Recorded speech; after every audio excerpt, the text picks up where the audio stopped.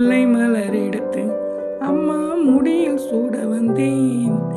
மல்லி மலர் எடுத்தேன் அம்மா மாலை கட்டி வந்தேன். முல்லை மலர் எடுத்து அம்மா முடியில் சூட வந்தேன். மல்லி மலர் தொடுத்து உனக்கு மாலை கட்டி வந்தேன். தாயே நீ என்னை மறந்துட்டியா? நான் உன்னை மறக்கலே அம்மா, உன்னை நான் மறப்பேனே அம்மா, என்ன நீ மறந்துட்டாயே அம்மா.